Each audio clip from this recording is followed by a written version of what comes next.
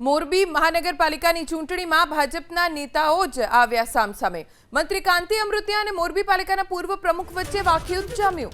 મોરબી નગરપાલિકાના પૂર્વ પ્રમુખ દેવાભાઈ અવાડિયાએ કહ્યું કે મારી જેણે ટિકિટ કાપી છે ભગવાન એની આત્માને શાંતિ આપે।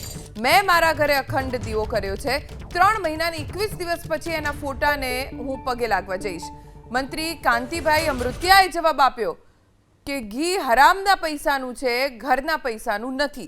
તમે દીવો કરવા કરતા બંદૂક લઈને આવો ને તમારામાં તાકાત હોય તો। સાંભળીએ ભાજપના જ બે નેતાઓ એકબીજા સામે કેવા વાગબાણ ચલાવ્યા।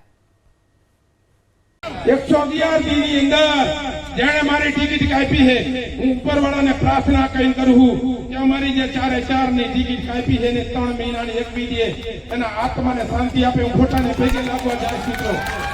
હમણાં તો એક જણા એવું કીધું કે દીવો અખંડ રાખ્યો, જેને મારી ટિકિટ કાપી હોય એને ભગવાન એનું ધનંતર જ કાઢે।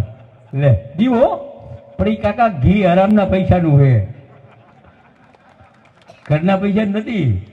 તમે દીવો રાખવા કરતા તમે બંદૂક લઈને અમે આવો ને તમારી તાકાત હોય તો। આ વેપારીનું કામ છે। સાંભળ્યું હતું ને સોશિયલ મીડિયામાં દીવો કર્યો, ટિકિટ કાપી, પણ ટિકિટ તો કાપે ને ગામને કંદરો શું કરે ને ટિકિટ દેવાની હોય કે ખોટી વાત છે। અને ગામને સારામાં સારા 19 જ્ઞાતિને ટિકિટ આપી।